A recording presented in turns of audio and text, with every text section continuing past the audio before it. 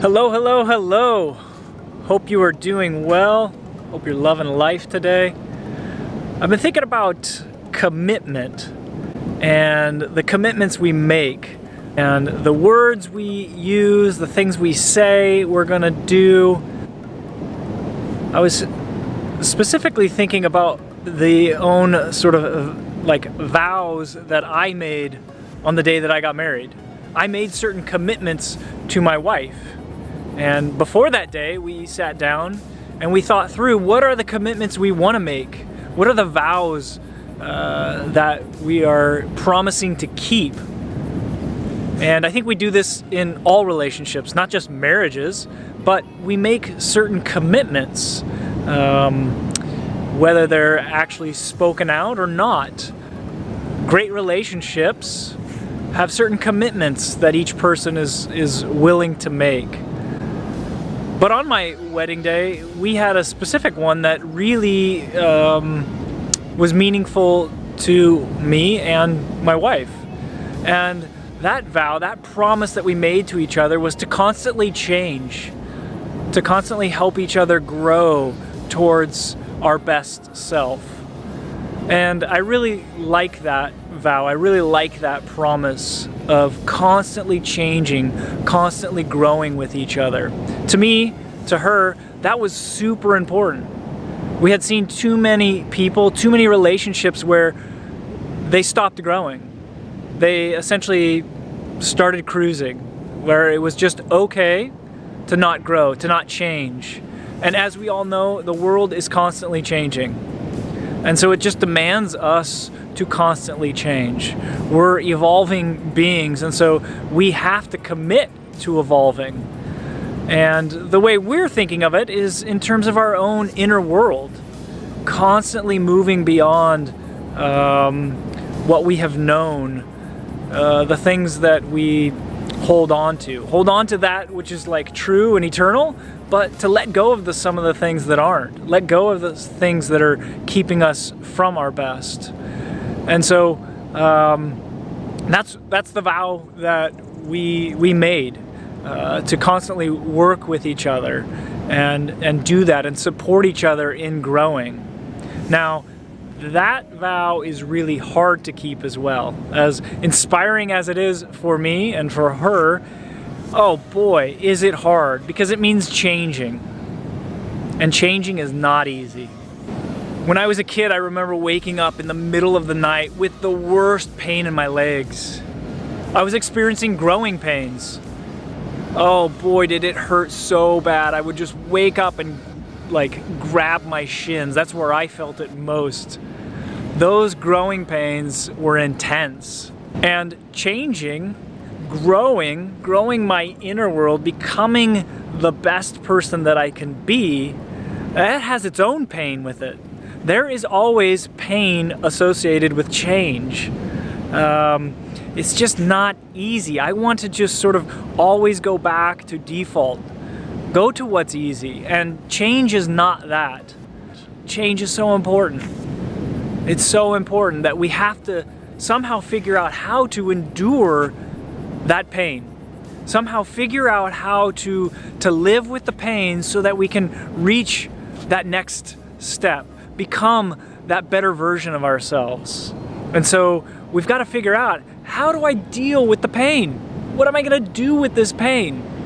Changing can be so painful because sometimes it touches on some of the areas of life where we're sensitive, where we may have past hurt. And so addressing, acknowledging those areas is not easy. It brings up pain. We don't venture into those areas. We avoid the pain. We avoid the hurt. When change is like looking me in the face, when I have this opportunity to grow, when there's something just staring right at me. Maybe you've had that experience before where it's like, okay, this needs some help.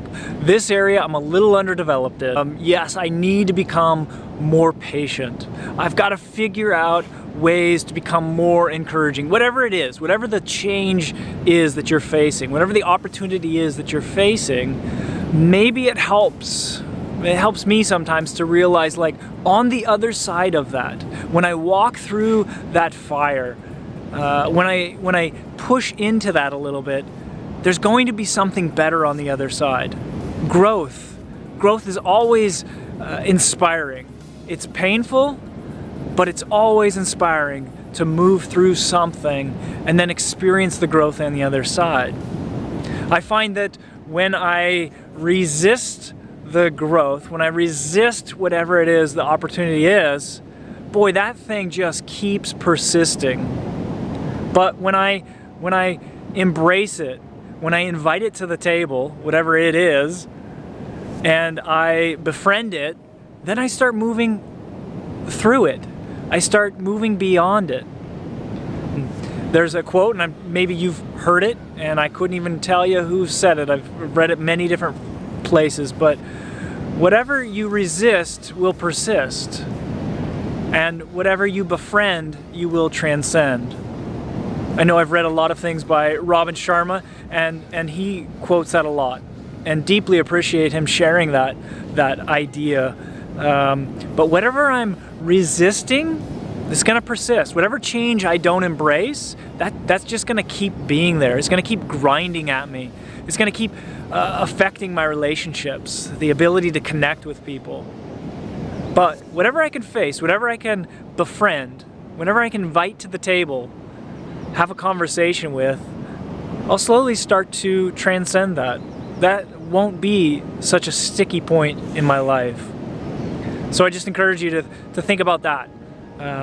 Think about that idea. What's the thing you need to think about that's going to help motivate you, inspire you to push through the difficult thing, the not so fun thing, so that you can experience change and growth? So how do we do this in our relationships? Especially those ones that are closest to us. How do we embrace this idea of helping that other person change and grow? And this isn't easy, because sometimes feedback, advice, insight from those closest to us, sometimes that can hurt the most. Sometimes I'm most sensitive to the insight that my wife has. Now, she obviously knows me best. And so why would I resist the insight that she has? Why would I resist her help? But for some reason, sometimes those closest to us, their ideas for changing and growth for us hurt. And so we push away from that. How do we develop the culture? How do we develop the relationship? How do we develop the value in our relationships, our closest relationships, that we are going to help each other grow?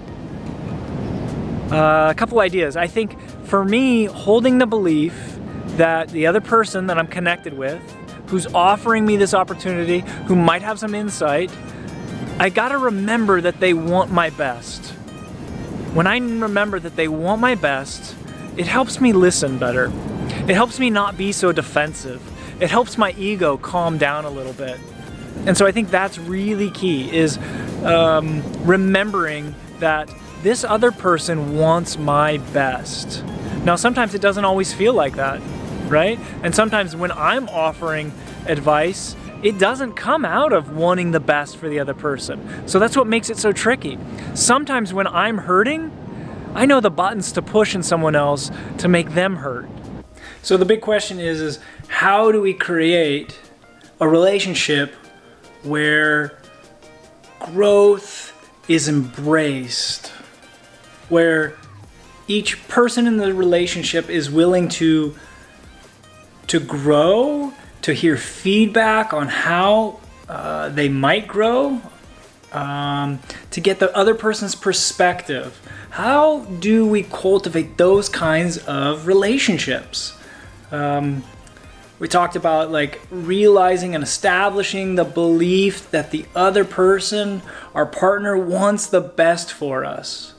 And so maybe that's where you work. Maybe that's where some things need to be worked out. Maybe there is mistrust. Maybe you can't trust that the person wants your best. And so that's kind of where you get in and you start working on the relationship, is building back trust, to get to the point where you are confident that the other person wants your best, and so their feedback is coming from that place. We talked about acknowledging that sometimes we have our own self-interest, we have our own hurt that gets in the way, and that's important to realize. Is I've got to work on those things that come out of hurtful places for me. My feedback to those who I'm in relationship with, my desire for them to grow can't come from a hurt place. If it does, it's just going to add more hurt to them. And so I've got to become really aware and acknowledge that there are times when that happens, and work towards becoming more aware of it so it doesn't happen. And then when it does, I really need to own it. I need to take responsibility for that. I need to really go back to the other person and apologize and ask for forgiveness for acting out of a hurt place, because that breaks trust, right? I'm sure you've had that experience. I've had that experience where, boy, it really hurts, and you don't know if you can then trust the words that are coming out of their mouth. So if we can work on creating these kind of relationships where growth is owned by each person, where each person comes to the table saying, yes, I want to grow, and yes, I want your input in helping me grow.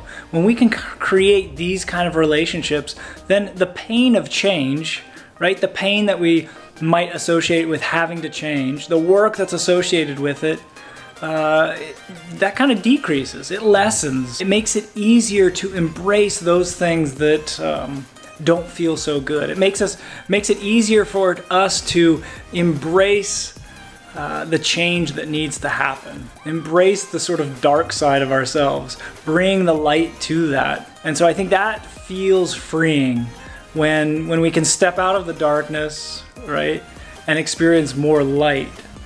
And that happens when we're in relationships where we do value changing and growing with each other. So what do you do? What do you practically do?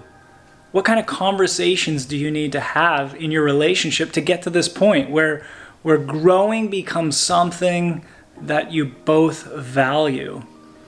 And I think it simply begins with conversations about it, of bringing it up, of talking about, asking whether the person in the relationship, your partner, whatever, your spouse, your business partner, your teammate, do they value growth like you value it? Define what that looks like.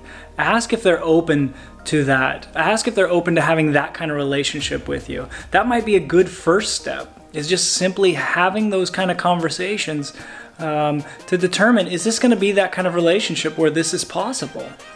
The second thing that you might be able to do is, and this works specifically if you've made commitments, say you're in a marriage, but I would go back to those original commitments that you've made.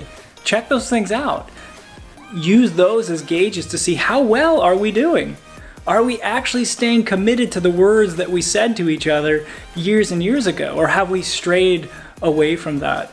Have we lost some sense of commitment to those words that we shared with each other? And so you might be able to pull out specific words and say, okay, I do that well. Or, oh, that specific phrase I don't do well. And what keeps me from doing it well? And how can I get better at it? So that might be a specific thing if you've made those kind of commitments to each other. And then thirdly, if you have a relationship where growth is valued and you've never made any commitments, it may seem a little weird, but maybe you can talk with your friend about some of those commitments. Maybe you can talk about, hey, this is what I really desire for our friendship, is to have a place where we both feel safe to offer each other feedback. And maybe that's simply like making a commitment to each other, saying, yes, we're going to do this. And yes, we're going to be okay talking about when it hurts and when the feedback doesn't feel well, because we ultimately want to grow. Even though it doesn't feel good, I want to hear it because I want to grow. Maybe you can set those values in your relationship. Or maybe if you're at work with a team member, maybe you have company core values. Maybe you can go to the values and find some of the values that will line up to help each other keep accountable to certain things, keep accountable to growth. So there's many ideas, and there's many more things you could do, and I'm sure you have some fabulous ideas, some awesome ideas that you can contribute to us. So put those in the comments below, and would love to hear what your thoughts are. Is this helpful? Not helpful? Yeah, share away. Thanks for taking the time to watch these videos.